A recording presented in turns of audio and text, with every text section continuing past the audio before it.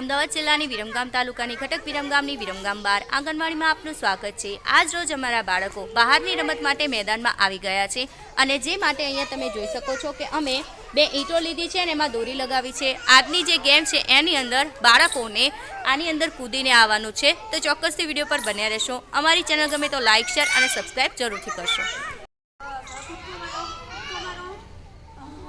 સરસ, very good. ચલો દરેક બાળકો વારા ફરતી આવશે અને જમ્પ કરશે। ત્યાં જઈને બેસી જાઓ બેટા। Very good Lakshmi.